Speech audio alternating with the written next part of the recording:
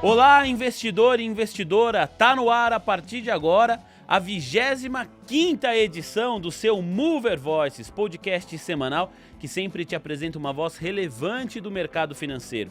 E quem mais fez participação aqui comigo é ele, tá aqui de novo, Léo Levati. E aí, Léo, tudo bem? Seja bem-vindo. Fala, Vini, obrigado, muito bom estar aqui, sempre é bom. Ah, você já pediu uma meia dúzia de músicas, né? Porque de tanto que já participou aqui, Léo Levati, carteirinha carimbada do nosso Mover Voice, sempre engrandece muito aqui a nossa troca. Tamo junto. Vamos lá, vamos juntos aí para mais um episódio.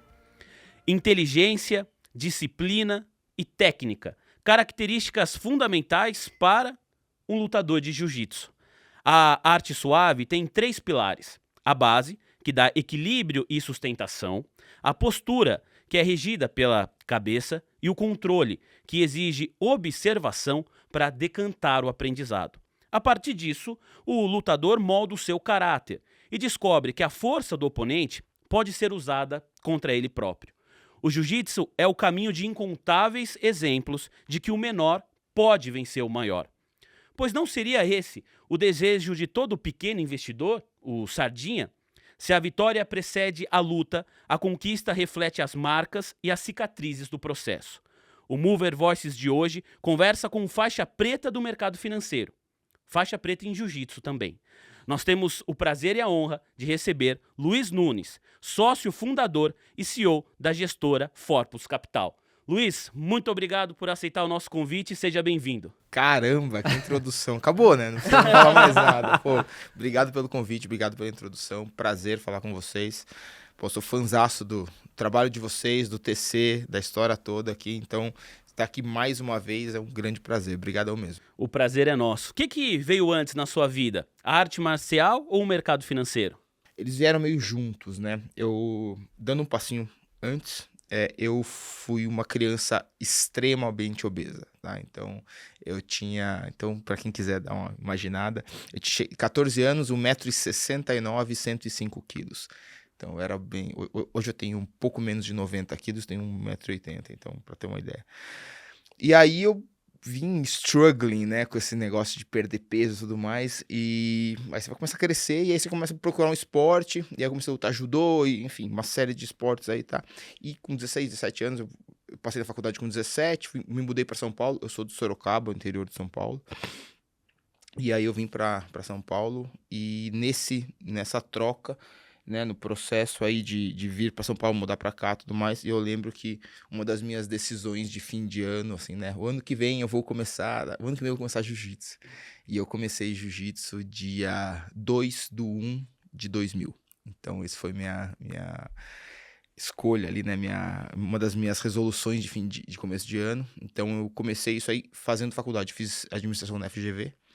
Então, era um mix, né? Eu fui fazer GV exatamente para trabalhar no mercado financeiro ou alguma coisa nessa linha, porque vamos lembrar, né? A gente está em 99, 98, quando eu fui fazer vestibular, não tinha o Google exatamente. Cara, exatamente o que é o trabalho no mercado financeiro, você sabe, pô, número, bolsa de valores, as cenas do pregão, mas você não sabe a diferença de buy side, sell side, investment banking, trading desk, você não sabe nenhuma dessas diferenças, que hoje em dia a molecada aí sabe, assim, de trás pra frente, né? Então, começou meio que junto. Então, eu vim treinando jiu-jitsu e vim participando de competição. Eu competi muito até a faixa marrom, né? E eu competi pouco na faixa preta porque não deu mesmo, assim, o muro fica muito alto. Então, foi quando eu... Então, em algum momento, eu até imaginei, pô, será que dá pra ser profissional? Não dá de jiu-jitsu, né? E já trabalhando, naquele tempo... Hoje em dia, é totalmente impossível você ser campeão mundial de jiu-jitsu, mesmo na faixa azul, se você não tiver dedicação exclusiva. Assim, é um negócio que virou... O nível subiu absurdamente, mas o meu tempo dava, tá? Então, eu tenho um pouco de sorte também de ter começado antes, então eu consegui conquistar alguns títulos que, hoje em dia, com a rotina que eu tinha, seria praticamente impossível. Então eu vim ganhando, tá? Fui campeão brasileiro algumas vezes, fui 13 vezes campeão paulista, fui 2 vezes campeão sul-americano, enfim. E fui ganhando uns Opens, mas aí fui chegando na faixa marrom, vai ficando mais difícil, na faixa preta, então aí virou impossível. E por sorte, né, eu acho assim que quando me perguntam qual a grande sorte que eu tive entre o jiu-jitsu e o mercado financeiro, eu percebi rápido qual dos dois era o melhor para eu me dedicar mais, né? Então aí acabei embarcando no mercado financeiro já desde na minha formatura, né? Me formei em junho de 2003, mas eu estou no mercado financeiro desde 2000. Em 99 para 2000 eu sentei pela primeira vez na mesa de operações como estagiário. Então tenho 41 anos, 23 anos, 22, 23 anos de mercado financeiro, 22, 23 anos de jiu-jitsu. Então é um pouco, acho que isso aí vai se misturando muito. Quando você pega a faixa preta, você tem a tradição de fazer um discurso. E muita gente fala, pô, eu sou muito grato por tal pessoa que me trouxe pro jiu-jitsu, tal coisa que me trouxe pro jiu-jitsu. Eu sou muito grato ao jiu-jitsu, na verdade, que me levou a tanta gente legal. E uma coisa que eu falei o jiu-jitsu ele é a moldura da minha vida. Então, eu já troquei de casa, já troquei de hobby, já troquei de namorada, já troquei de emprego, mas o jiu-jitsu sempre teve ali em volta. Então, assim, por muito tempo, eu escolhi morar perto da academia, porque quando você está no começo de carreira, o estágio você acaba mudando ali uma vez por ano, você eventualmente pode mudar, você está acabando a faculdade, ou muda o horário, mas meu jiu-jitsu não ia mudar, estava ali, então eu escolhi mudar. Então o jiu-jitsu é meio que a moldura da minha vida. Essa abertura linda que o Vini construiu passa um pouco do que você pode ter bebido do jiu-jitsu e eventualmente até aplicado no mercado. Mas eu gostaria de te ouvir. Qual foi a lição que o esporte te ensinou, que você aplica no seu dia a dia? E ainda, quando você teve que, quase numa bifurcação, decidir mais pelo mercado do que pelo jiu-jitsu, qual elemento do mercado foi decisivo para você tomar essa escolha?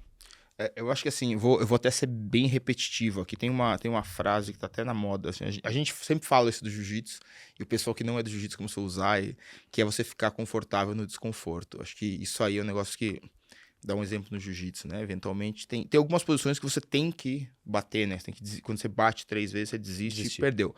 E o que é perder, né? Perder é você morreu, né? É porque a luta de jiu-jitsu é um ambiente simulado de um problema real, né? Se aquilo fosse na rua, você morreu, né? Então não adianta bater 3 vezes, não vão te largar. Você quebrou o braço, você apagou. Então ali, o jiu-jitsu, inclusive, esse é um dos grandes motivos pelo qual é uma arte tão nova e que se provou sendo talvez a arte mais eficiente. Você consegue treinar todas as vezes no nível máximo, porque você não machuca o outro, você consegue desistir. O boxe, se você treinar no nível máximo, você vai ter um problema mental. Tem sequela. Alguma coisa assim. E o jiu-jitsu você pode treinar no nível máximo sempre. Então por isso que você se desenvolve. Enfim, o jiu-jitsu me ajudou muito com isso. Assim, várias vezes, né? Você tá lá no trabalho, isso acontece com todo mundo, e você simplesmente não aguenta mais. Cara, eu não aguento mais. O meu chefe é um saco, isso aqui que eu tô fazendo não serve pra nada, eu não consigo fazer isso.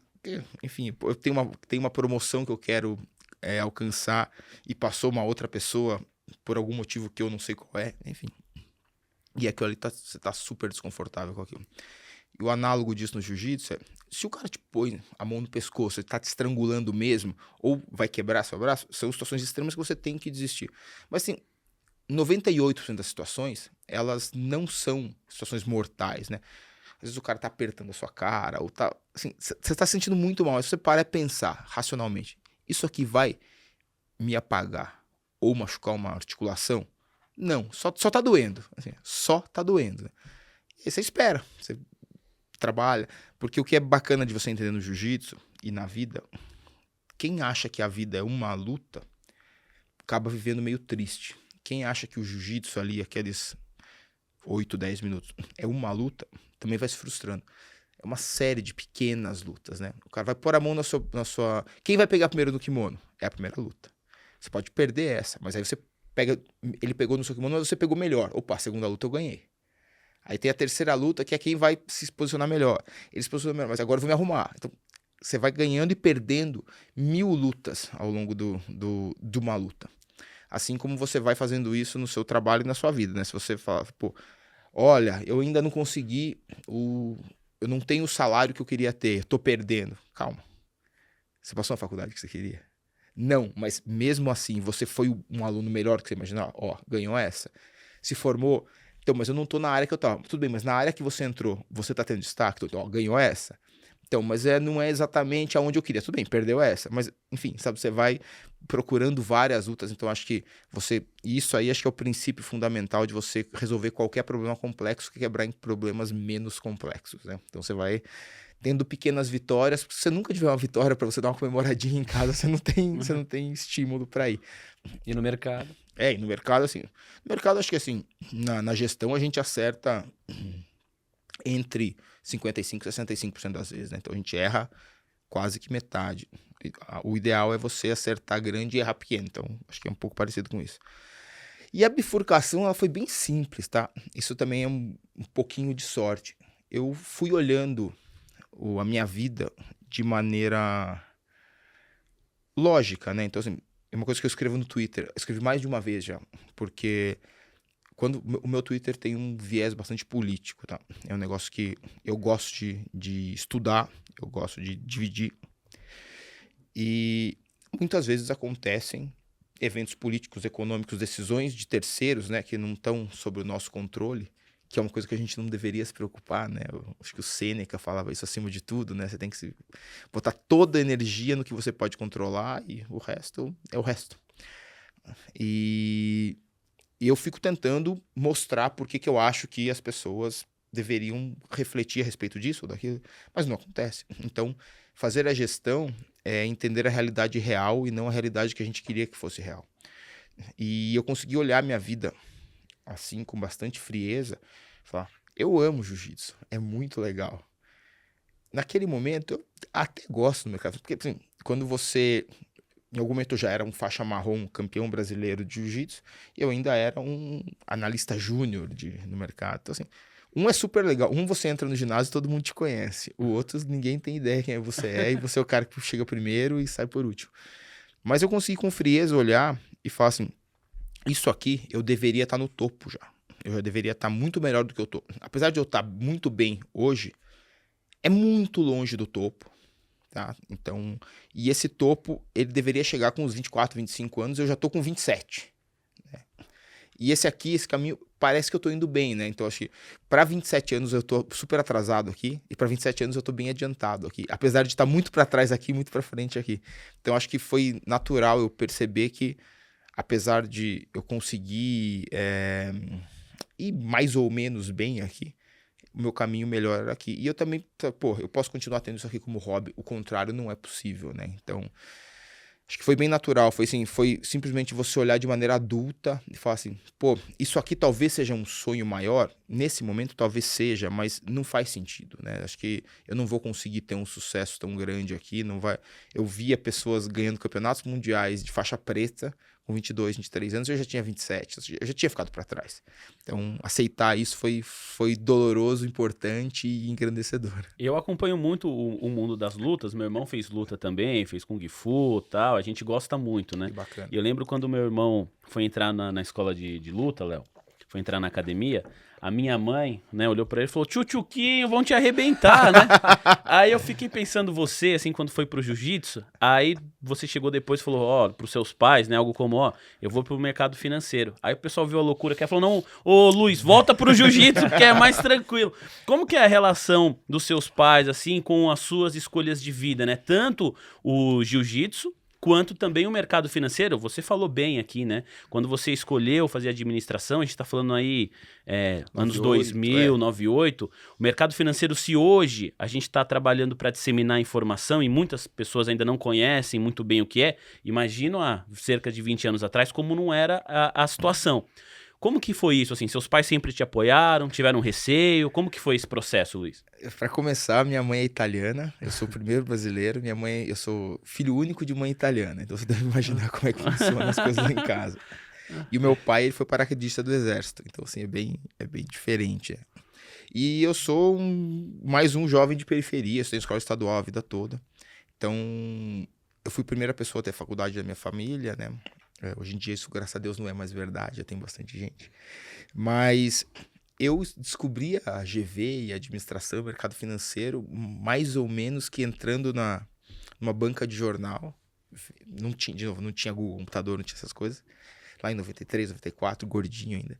E na mesma banca que eu comprei as 3 revistas e fiz a minha dieta e eu emagreci, eu comprei lá umas revistas, carreira, vestibular, uma coisa assim. Falei, cara, onde que ganha dinheiro? Falei, cara, assim, o meu processo foi exatamente esse, assim, não tem muito qual é o propósito. Você era bom aluno na escola, sim? Eu era bom aluno na escola, eu era muito bom aluno de matemática, eu era péssimo aluno em humanas e português e tudo mais. Tinha Apesar de vocação gostar para de exato. política.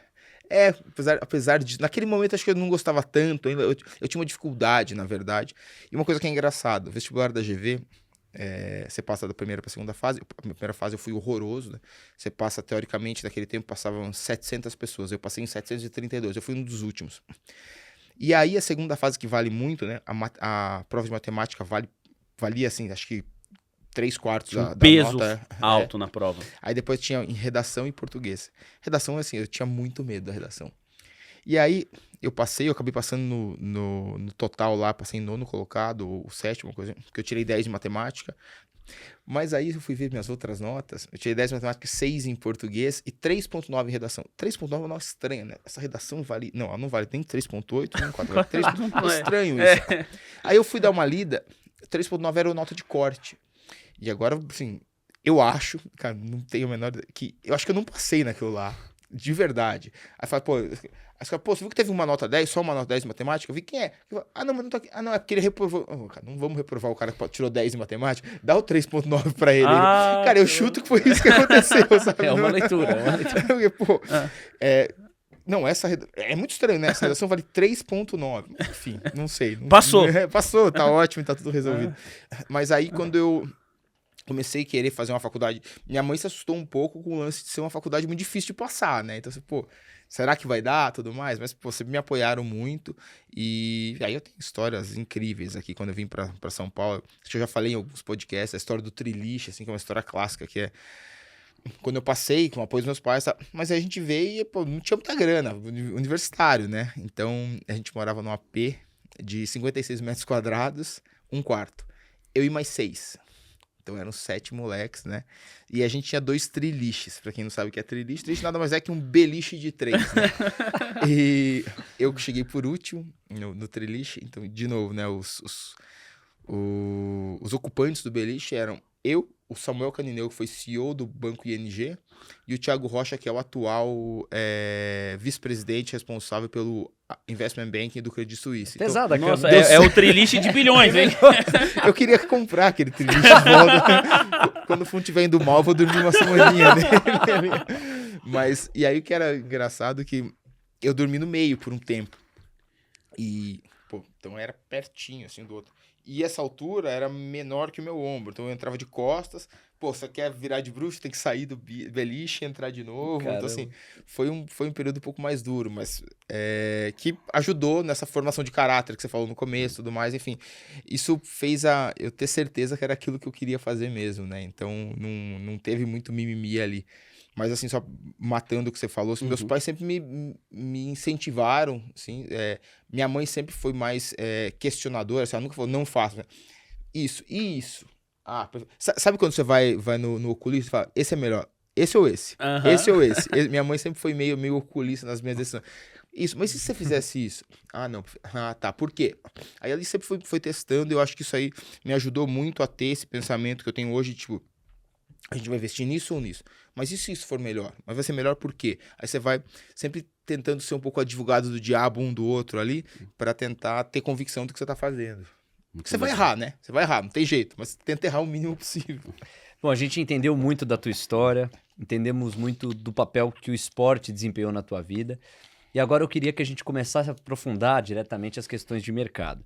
Não é todo dia que a gente está diante de alguém que se coloca à disposição para falar sobre política. É um tema espinhoso, ainda mais quando a gente fala em mercado financeiro. E me parece que é muito por causa de viés também. As pessoas torcem muito no ambiente político. Como é que você maneja esse risco do viés te induzir ao erro por alguma paixão política, por algum propósito ideológico? Você já falou que tenta se distanciar ao máximo para ser racional. E a política é um campo em que essencialmente o que nós temos é paixão. Como se proteger disso?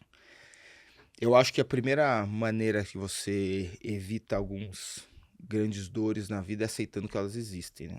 Eu tenho o meu lado político, eu tenho o meu viés político, eu tenho as minhas torcidas. Inclusive, muitas vezes, quem escreve no Twitter é o torcedor Luiz, muitas vezes. Muitas vezes é o CEO, muitas vezes é o lutador. Só na hora a gente vai comprar A ou B. Assim, não vamos comprar A porque o cara que eu torço vai ganhar e vai...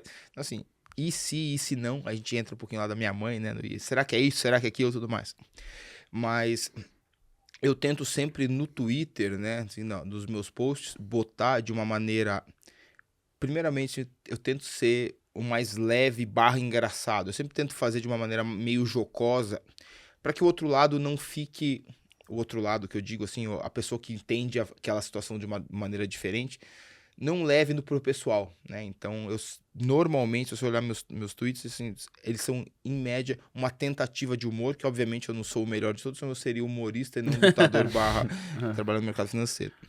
Mas você tentar se desvincular de maneira pessoal da sua opinião, tem muito de você conversar com... Então, lá no escritório, tem gente que obviamente discorda em todos os assuntos possíveis e imagináveis, então a gente vai discutindo, a gente vai analisando probabilidades, então a gente tenta,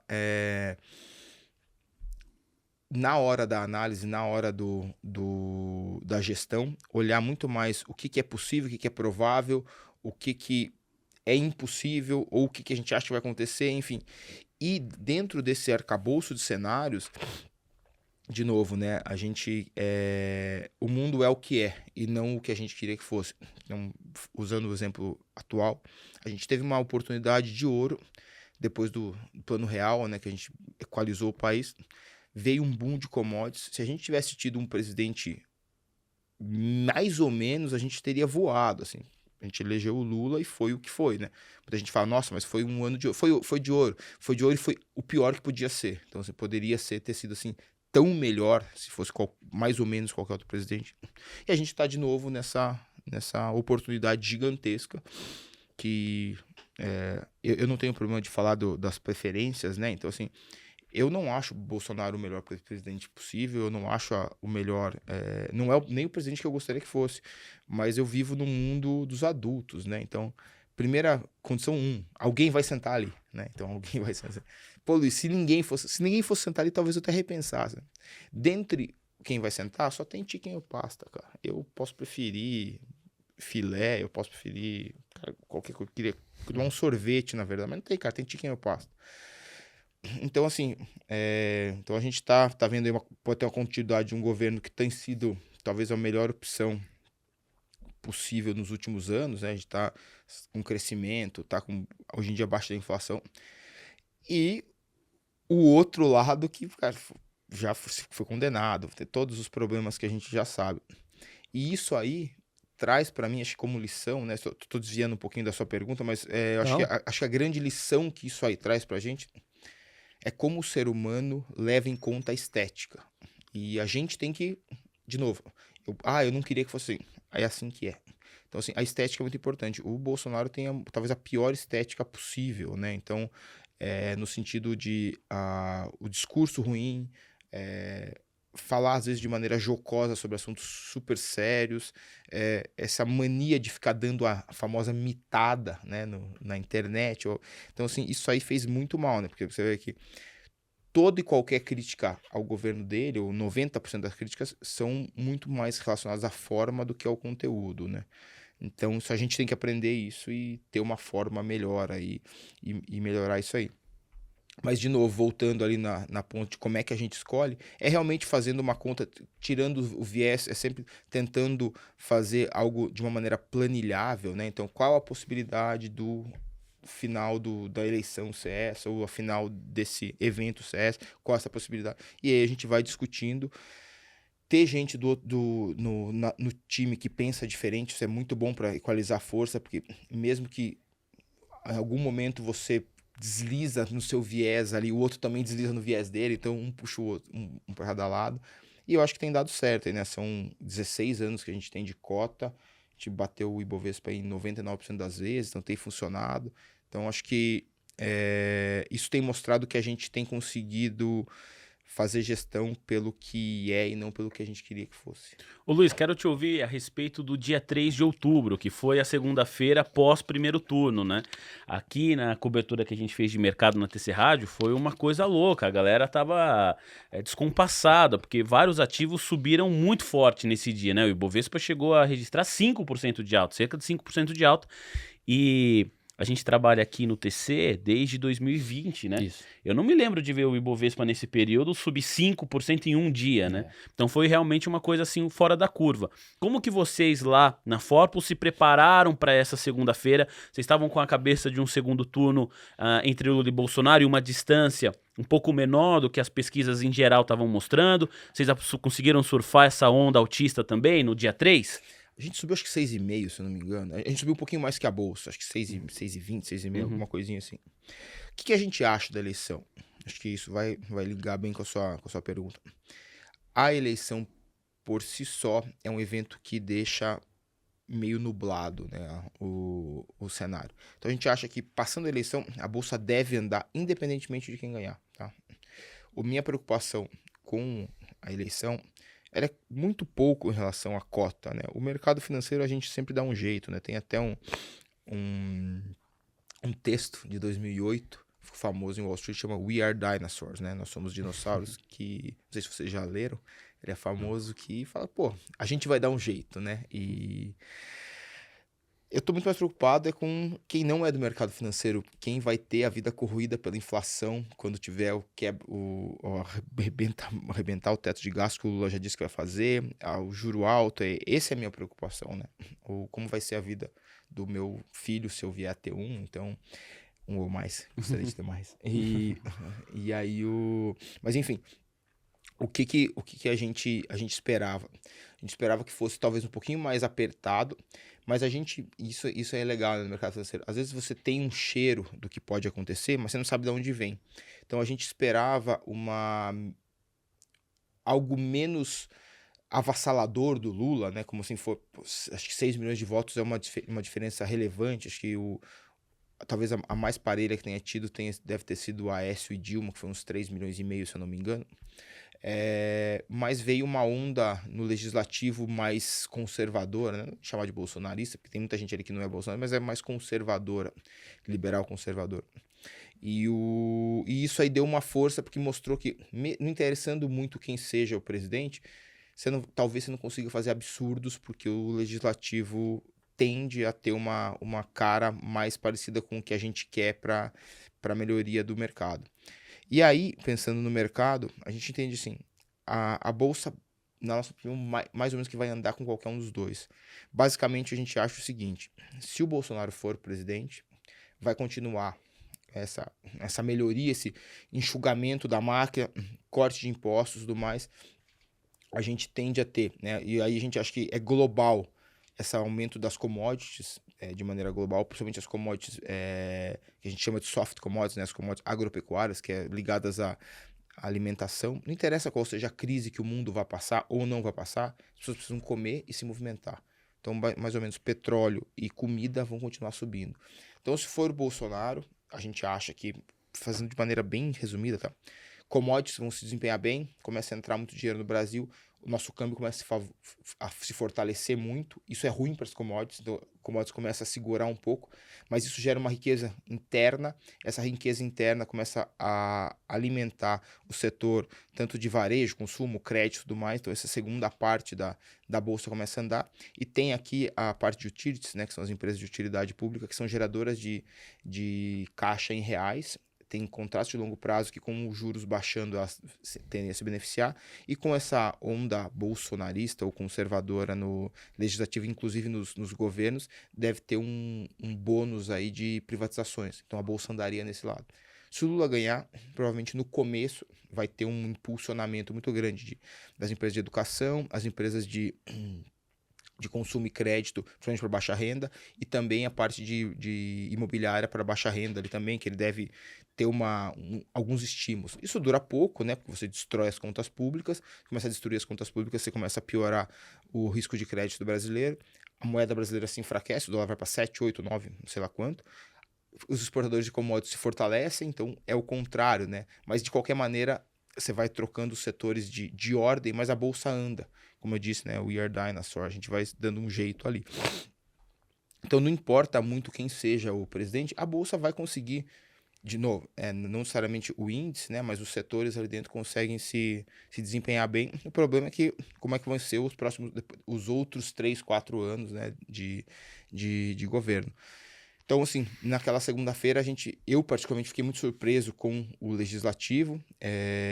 Quando eu vi a diferença de votos, eu falei, pô, tá mais ou menos liquidado. Isso, hoje em dia, eu já acho que o Lula é o franco favorito ainda, mas o cenário de um legislativo mais conservador deve dar uma travada nos absurdos que poderiam acontecer. Então, a gente ficou ali. Eu fui dormir com assim, um gosto horroroso na boca. Aí eu acordei e falei, pô, até que não, vamos melhorar um pouquinho. Então, assim, acabou dando um alívio ali. Boa. Eu tenho duas curiosidades. Uma é da porta para dentro e a outra é da porta para fora. Mas eu vou começar com a porta para dentro. Vou trazer aqui dados da Confederação Nacional do Comércio que me chamaram bastante a atenção. Segundo essa instituição, 79,3% dos lares brasileiros, agora no mês de setembro, se mostraram endividados. Esse número ultrapassa 80% quando a gente pensa nos lares mais pobres. Há um risco que a própria Confederação classifica como alto do endividamento beirar a inadimplência num futuro não tão distante. Como é que você avalia essa problemática pensando na saúde econômica brasileira? Eu acho que isso aí tem um componente. Acho que esse é o maior problema possível, né, no pobre, quando você, na pessoa de baixa renda, né, o pobre, ele, que é o que acaba sofrendo mais, é o que a gente tem que tentar cuidar mais, né? Então, acho que isso aí é um reflexo bem grande da pandemia, né? O fica em casa, a economia a gente vê depois, o depois chegou, né? Então, acho que o governo tentou evitar isso ao máximo. O governo está fazendo talvez o maior programa da história de transferência de renda, que é através do Auxílio Brasil, né, esses R$600, que começa a tentar aliviar as pessoas, a pressão de caixa delas. Ao contrário do Bolsa Família, quem começa a trabalhar não perde o benefício. Esse benefício só é possível porque você está tendo um enxugamento da máquina, né? Então são quase 4 anos aí, praticamente sem contratar novos funcionários públicos e tudo mais, e assim, parece que não está fazendo muita falta, realmente é um enxugamento mesmo aonde tinha gordura, né? Obviamente que a gente precisa de muitos funcionários públicos para fazer o Brasil rodar, eles são muito importantes, mas parece que estavam cortando do jeito certo. As privatizações, enfim, eu acho que esse arcabouço desde enxugamento da máquina através da conta do pessoal, também você passando pelas privatizações, enfim, e todas essas melhorias que fazem com que você consiga ter um programa de transferência de renda, isso aí deveria baixar. Eu não vi a tendência, e acho que a tendência hoje em dia está poluída pelo fim da pandemia ainda, né? Porque que tá aparecendo aí. E isso aí é o que não pode acontecer de jeito nenhum, é a gente ter um estouro de teto de gastos, um aumento de inflação que vai fazer com que os juros disso aí aumente, e é exatamente o que a gente estava falando. Se a gente tiver um governo que não for responsável fiscalmente, porque assim, você fica com aquela impressão errada. Pô, eu vou estourar o teto de gastos, vou subir esse programa de transferência de renda de 600 para 1.200, que vai aumentar. Cara, você começa a fazer uma bolha que nos 3 primeiros meses fica todo mundo bonito. Depois estoura. E depois estoura. Então, assim, eu acho que se continuar, a gente tende a melhorar isso aí.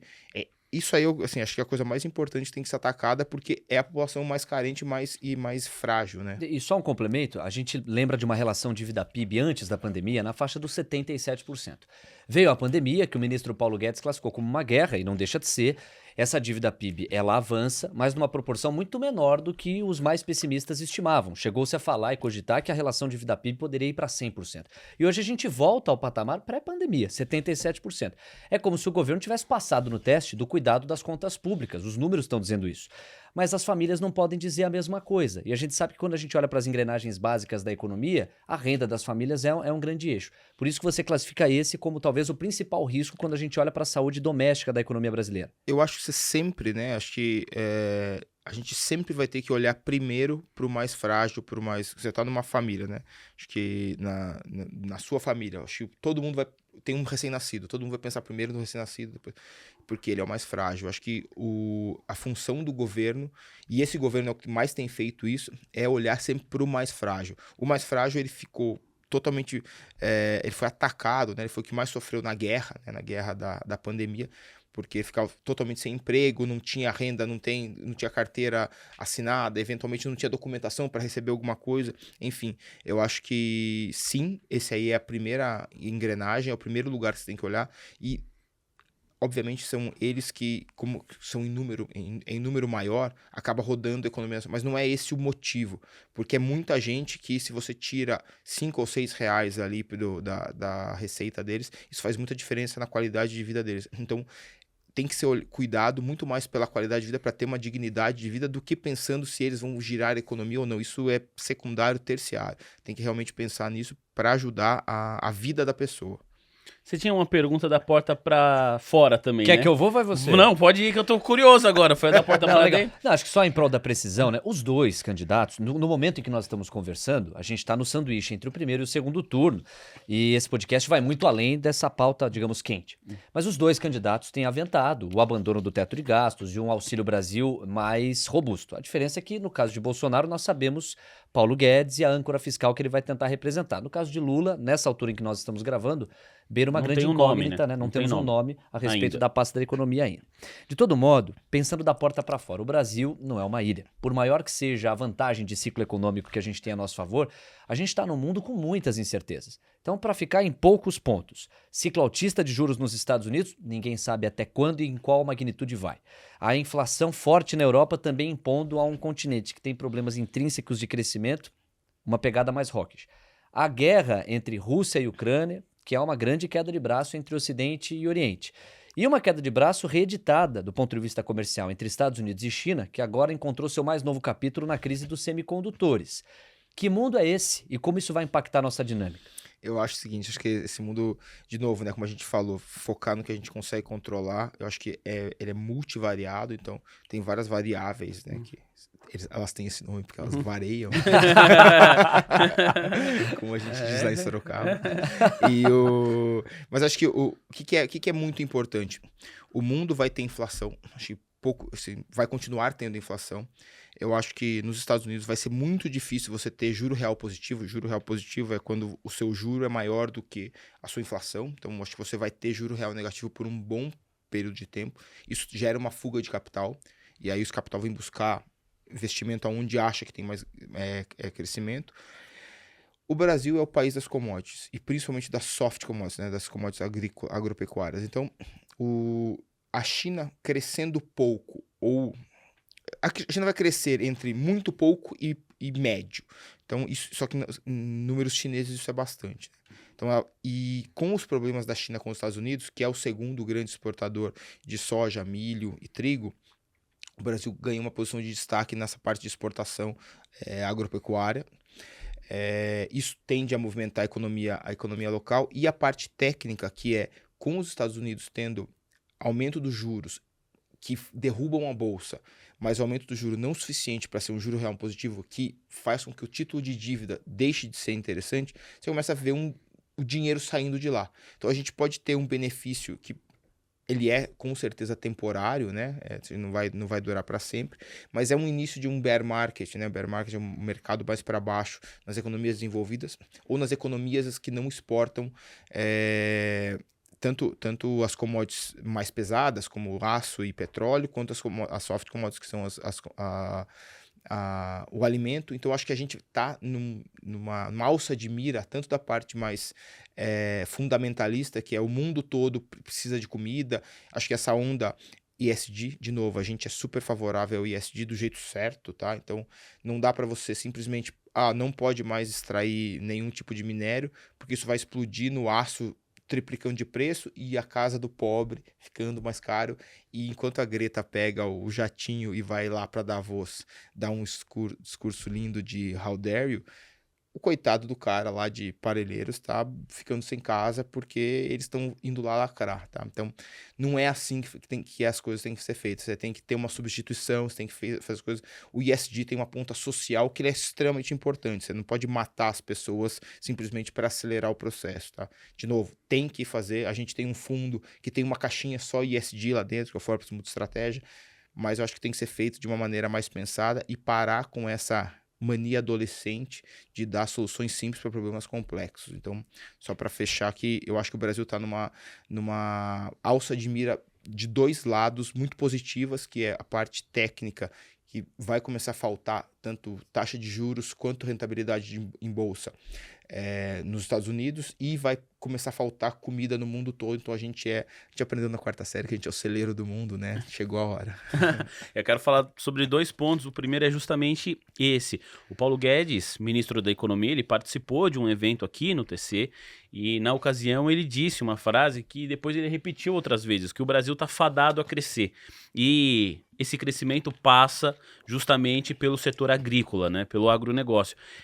Depois do evento do TC, o Guedes, em outras oportunidades, ele explicou mais e melhor o que ele quis dizer, né? Ele disse que os Estados Unidos assumiram o protagonismo do mundo depois de algumas guerras, e que a gente está vivendo um período de guerra. Ele faz alusão ao embate que acontece na Rússia e na Ucrânia, e que isso está chacoalhando a cadeia produtiva no que diz respeito ao agronegócio, né? E que o Brasil poderia ocupar esse lugar. Você já falou aqui bastante sobre essa questão agro, mas eu aproveito agora para te ouvir de novo com esse novo tempero, com esse novo ingrediente aqui do ministro Paulo Guedes. Você entende que o Brasil consegue assumir mundialmente, globalmente falando, ô Luiz, um papel ainda mais de protagonismo em relação ao agronegócio, em relação à cadeia produtiva, cadeia alimentar do mundo, pelas condições que nós temos aqui? Sem dúvida. Acho que vamos simplificar, né? O que é comida, né? O que é? Nada mais é do que a materialização de solo, sol e água.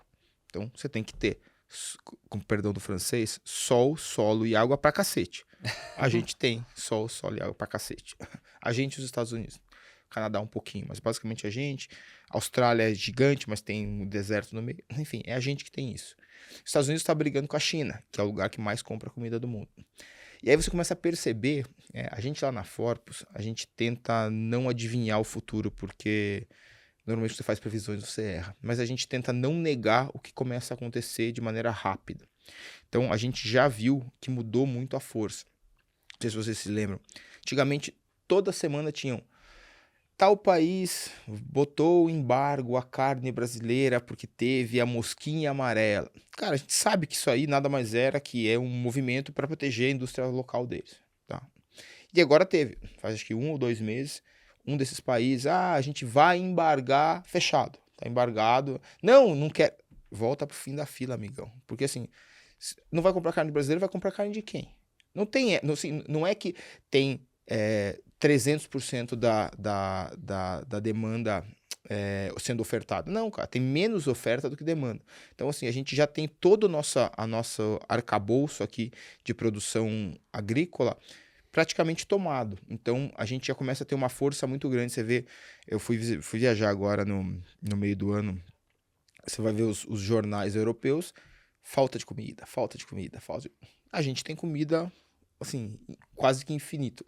Talvez essa crise também sirva para a gente parar de desperdiçar tanta comida. Acho que o pessoal das startups, aí, o pessoal que dá um jeito, os revolucionários, quem sabe a gente consiga fazer isso um pouco melhor, mas mesmo assim, vai faltar comida no mundo. Os Estados Unidos, com esse atrito com a China, é óbvio que sempre tem um jeitinho de você continuar negociando, mas mesmo assim, não tem comida suficiente para todas as pessoas do mundo, assim. Então a gente começa a ter um espaço a ser ocupado pelos Estados Unidos, que começou a brigou com a Rússia, brigou com a China, que são, assim, 2 mercados gigantescos. Então a gente começa a ocupar esse espaço. Acho que o Brasil foi muito sábio de se manter neutro. Não tem que tomar... Cara, não é nossa briga, cara. Não tem que tomar partido mesmo. Eu acho que essas sanções que fizeram com a Rússia só ajudaram a Rússia. Você viu, saiu hoje um número de arrecadação russa, não me engano, acho que o dobro do previsto, assim. Então, porque tudo explodiu de preço e eles continuam tendo acesso, não mudou nada. Acho que essas sanções foram horríveis. Os outros países, né, que, de novo, obviamente eu sou contrário a qualquer tipo de guerra e tudo mais, mas isso é uma guerra mais que anunciada, né, assim, acho que depois da Segunda Guerra Mundial tinha um acordo, né, entre a OTAN e os países da ex-União Soviética que a OTAN não deveria avançar, e eles vêm avançando e ignorando. Cara, o Putin não é um cara muito equilibrado, ele já provou isso, né, você foi lá e cutucou, chegou uma hora que explodiu, né, acho que se Deus quiser, isso não vai piorar mais ainda do que já é horrível, não vai ter nada nuclear, nada, isso esperamos que isso termine o mais rápido possível, mas isso já vai ter consequências que, por exemplo, hoje em dia a energia do mundo, né, o petróleo, tudo mais, já não é negociado só em dólar, né, acho que a gente cresceu com aquela expressão petrodólares, né, isso já deixou de ser uma unanimidade, e o Brasil, que é um país praticamente autossuficiente na produção de petróleo, não no refino, mas na produção, e em comida, né, a parte de alimentos. Acho que, de novo, essa parte do ESG, que não deixa com que a fronteira agrícola cresça, também faz com que aumente o preço. Então, acho que o Brasil já se reposicionou de maneira global no mercado de exportação de commodities, principalmente a parte de alimentos, e isso é irreversível, né? Então o Brasil tá fadado a crescer mesmo, não tem muito jeito. E aí, antes da segunda pergunta, só trazendo aqui para o mercado financeiro. Então, quem está ouvindo a gente aqui, pega esse racional do Brasil fadado a crescer, dessa reconfiguração no que diz respeito à produção de alimentos no mundo, fala o seguinte: vou vender tudo que eu tenho de varejo, tecnologia, vou comprar tudo em empresa agro. Não que esse seja o caminho, mas o setor agrícola para você está no radar da Forpus como empresas que vocês avaliam ali, não sei, estou colocando aqui o nome de algumas empresas que geralmente a audiência pede, SLC Agrícola, Brasil Agro, Três Tentos, empresas desse setor estão no radar para montar uma posição de carrego, ô Luiz? Sem dúvida, eu acho que vou dar um passinho para trás aqui, primeiro que eu recebo muito uma pergunta, né, um comentário no Twitter, e aí Luiz, vou dar all-in X. Cara, all-in tá sempre errado, tá? Faz uma carteira balanceada pra você não chorar depois. Mas eu acho que, sem dúvida, eu acho que a Forpus é uma casa que faz investimento top-down, então a gente começa do cenário político, macroeconômico e desce. Então a gente nunca faz investimento apenas em algumas empresas, a gente tenta fazer em setores. Então o setor agrícola que é composto por todas as empresas que você citou, mais algumas, ele é um protagonista na nossa carteira. E junto com também o setor de commodities, hard commodities, né, que aí entra os minérios e também a parte de energia. Então, acho que esse combo aí, ele tem um peso relevante na Forpus hoje em dia. E já dando uma dica, quando vocês começam a olhar a exportadora, vocês têm que olhar o câmbio, né? Então, se o câmbio começar a ir para um lado ou para o outro, você já começa a saber se vai ter mais exportação ou não. Então, eu acho que a gente entra num risco muito positivo, né? Que se tudo der certo, a gente vai começar a exportar tanta commodity, entrar tantos dólares no Brasil, tanto dinheiro, que talvez o real fique caro demais, né? Não existe caro demais, né? Mas ele se aprecia e isso faz com que a gente exporte um pouco menos, e aí entra um pouco menos de dinheiro, e aí se deprecia, assim. E essa é a balança que vai acontecendo. Só que o segundo momento de entrar muito dinheiro no Brasil é os outros mercados começarem a ser estimulados, né? Então, eu acho que, sem dúvida, esses dois setores são protagonistas, os dois setores, o commodities soft e o hard, são protagonistas nas nossas posições da Forpus, e a gente é cada vez mais atento ao dólar, ao real, né, que pode se apreciar e começar a cortar um pouquinho esse crescimento. Vai aí, irmão. Tenho mais uma aqui, mas eu vou fazer depois. Vai agora. Eu queria entender melhor como na composição e no dia a dia de vocês montam a carteira e acompanham. Você acabou de falar que o all-in está errado por definição. Então, diversificação é um dos pilares em que vocês assentam o racional de vocês lá na Forpus. Como é que isso se traduz na composição de portfólio? Traz um pouquinho desse lado pra gente. Legal. A gente é uma gestora que tem 7 pessoas, né? E então a gente toma 2 cuidados. Primeiro, para a gente não tentar ser engessado demais, porque a gente é pequeno, então a gente tem que ter o benefício da agilidade. E a outra coisa é para a gente não tentar ser ágil demais e não transformar numa quitanda, né? Então você tem que ter ali. Então o que a gente faz? A gente tem nossas discussões diárias. Basicamente a Forpus é não muito maior do que esse estúdio, tá? Sentamos ali, 4 aqui, 3 aqui, a gente discute o dia todo. Mas às quartas-feiras a gente tem o nosso comitê. A gente senta e faz o que legal. Toda quarta. Toda quarta de manhã. Legal, muito bom, muito lindo, mas o que a gente está falando? A gente faz ata, e aí tem os cases, que você apresenta cases políticos, você pode apresentar o case político, case econômico, pode ser de empresa e tudo mais. Dessa reunião sai o seguinte: a Ford é uma casa top-down, setorial, então a gente normalmente fica comprado 5 setores, então o base case scenario né, o cenário básico ali, 5 setores comprados, um setor vendido, que a gente fica 130% comprado, 30% vendido. E proteções. Se tudo está errado, onde a gente se protege. Então, basicamente, assim que nasce a carteira. Tem as caixinhas vazias, né? 5 caixinhas vazias aqui, uma caixinha vazia aqui embaixo e uma proteção aqui. Então, esse é o setor. E o cenário. E, em média, 5 a 6 papéis por caixinha, que são os setores. Então, isso seria se a gente começasse o fundo de zero hoje, né? Mas o fundo sempre tem alguma coisa, né? Então, basicamente, a gente vai ter esses setores, tá? Faz as nossas votações, nossas discussões, tudo mais. Legal, vamos comprar. A gente chegou à conclusão que os ventos estão para o setor agrícola, tá? A gente vai comprar isso aqui.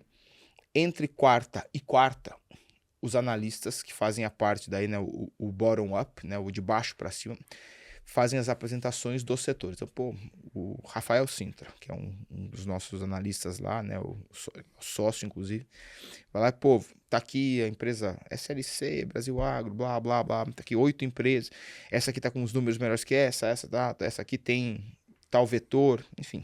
E aí a gente vota, apresenta, analisa, né, e a gente monta aquela carteira e faz a execução daquela carteira. Leva muito em consideração a liquidez, o fundo tem, todas as posições têm que ser zeradas num prazo determinado, agora a gente vai ficar short no setor XYZ, o Henrique Aiex, que é outro analista, vai lá, sócio também, pô, vai lá e faz toda a análise, e assim vai. E a gente vai montando a carteira ao longo daquele período, e nos perguntam muito, mas qual que é a duração de um investimento? Quando que você sai? A gente sai do investimento quando a tese macro muda. Então, assim, obviamente, se a gente descobrir que tem uma fraude na empresa, alguma coisa assim, ela é eliminada na hora. Mas se não for por isso, não tiver nenhuma alteração, pois SLC, um nome engraçado, a gente tem cota há 15 anos, a gente tem 14 anos praticamente na carteira. Assim, a gente tem pelo menos 10 anos com certeza na carteira. Ela tá lá. Tem papéis que ficam meses, tem papéis que ficam anos, tem papéis que ficam meses long, meses short, meses long de novo. Isso já aconteceu várias vezes, a gente não tem muito amor. Então, mas basicamente é uma análise contínua, política e macroeconômica, que tem uma discussão no dia a dia ali, que é aquela troca de ideias. E aí, nas quartas-feiras, tem as apresentações, as discussões mais formais e a ata de como vai ser a alocação do fundo, e aí a gente tem as apresentações e tudo mais. Então acaba sendo um negócio bem dinâmico. Se eu puder só complementar, você falou aí que tem uma proteção e falou que tem 30% do patrimônio total vendido. Isso. Você pode revelar pra gente em que você está vendido, em que a estratégia hoje está vendida e como é que você protege? Sem dúvida. Hoje a gente está muito preocupado com as empresas que têm os múltiplos muito esticados, né? Então, normalmente a gente faz setores. Hoje a gente vai ficar vendido no setor de commodities, a gente vai ficar vendido no setor de real estate. Hoje a gente tem, na verdade, um setor meio artificial. Um pouquinho de tudo que a gente acha que está com os múltiplos esticados, tá? Então, acho que todas essas empresas... Aí, um dos exemplos, Natura, por exemplo, uma empresa que estava assim, estava com múltiplo super esticado, ela faz parte do nosso basket. As empresas americanas que mesmo tem empresa americana que caiu aí 40%, 50%, mas caiu tanto as vendas, né, a receita da empresa, né, porque hoje em dia elas nem têm múltiplo de lucro, elas tinham múltiplo de receita, e que ela continua mesmo múltiplo, então a gente continua vendendo. Então, basicamente o nosso pacote de venda é empresas locais e estrangeiras que tem uma esticada. Muito esticada, né? Com os múltiplos muito altos, acho que uma relação valor ou preço, receita que a gente julga que está distorcida. E a proteção em si? A proteção em si são opções de empresas nessa mesma linha que estão que a gente acha que tem as piores dessas, a gente comprou opções nelas. Perfeito. Legal.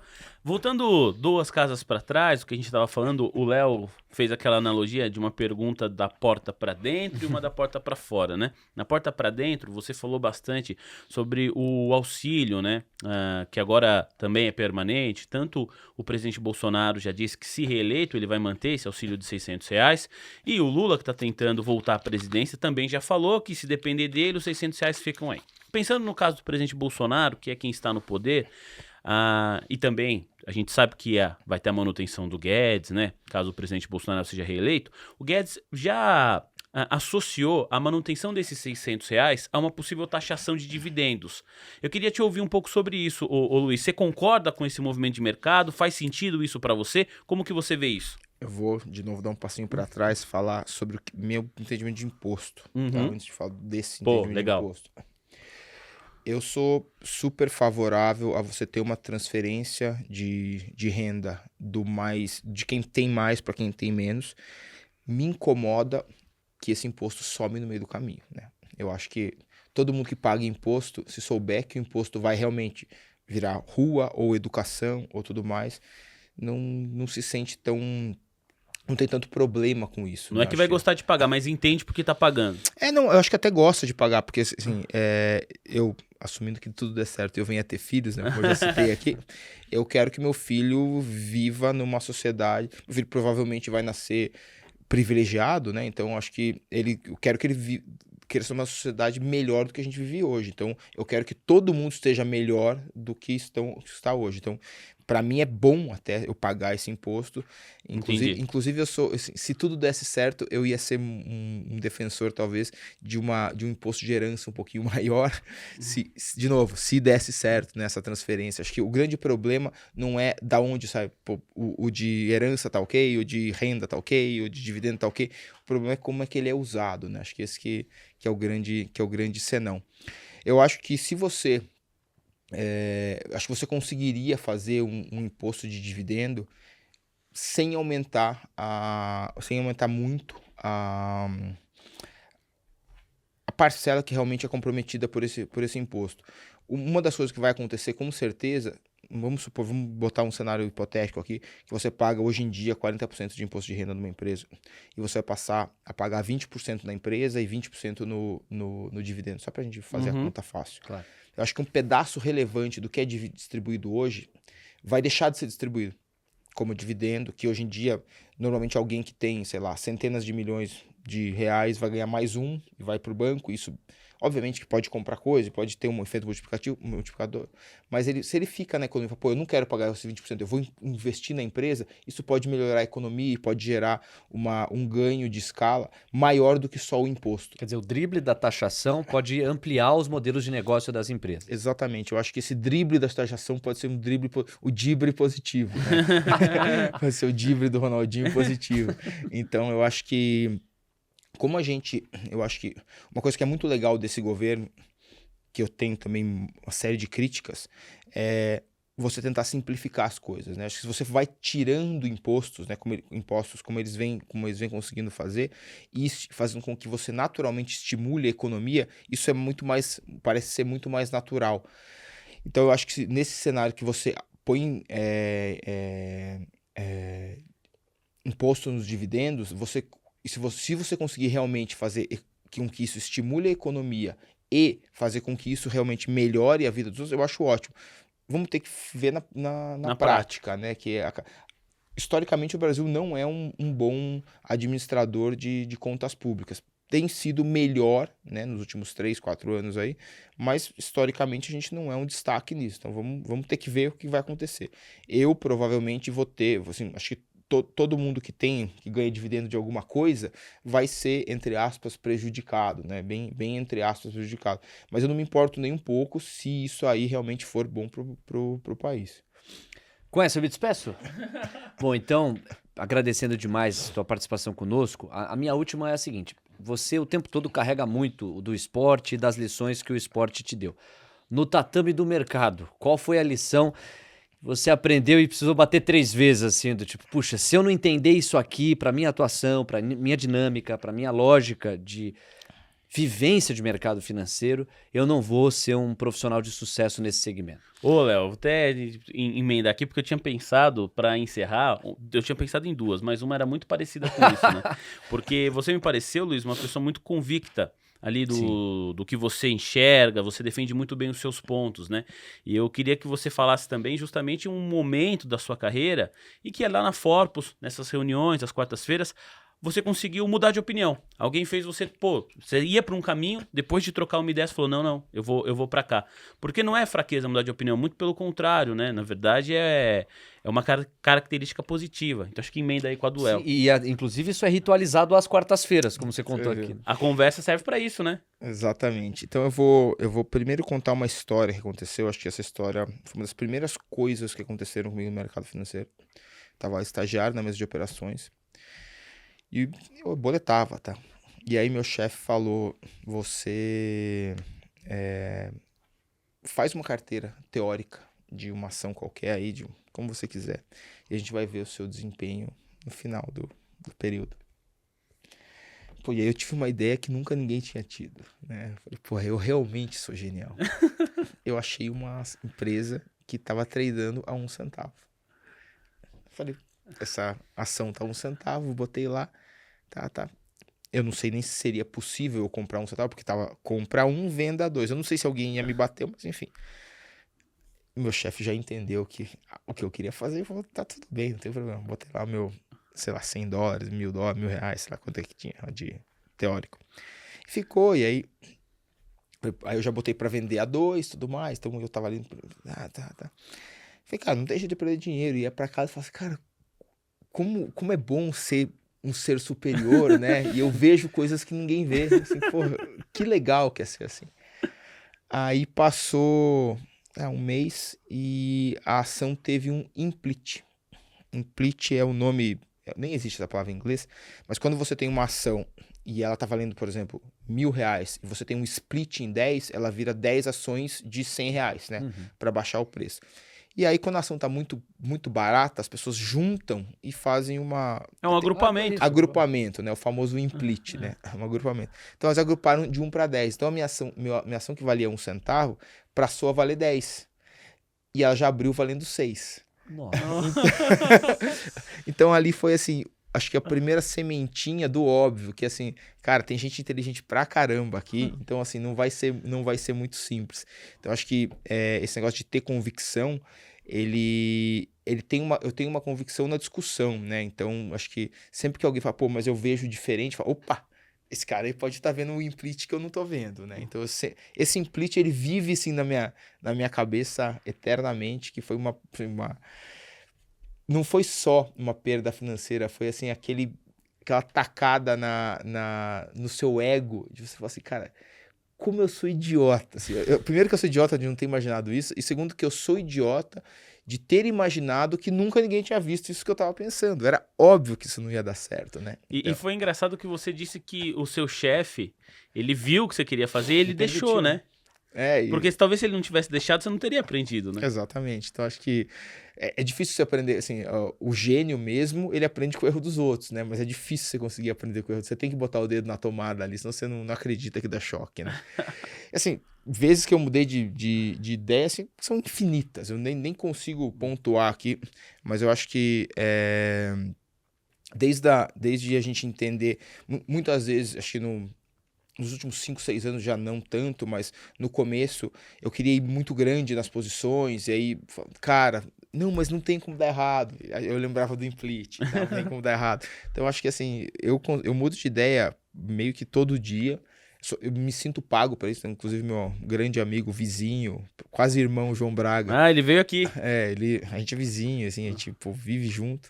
Ele fala isso, né? Eu sou pago pra mudar de ideia. Então, assim, eu também me sinto pago pra mudar de ideia. Então, cara, eu mudo de ideia toda hora, lembrando com o implit tá sempre morando aqui na minha cabeça. Que legal. Luiz, a minha última, pra gente encerrar nossa conversa, você falou algumas vezes, né?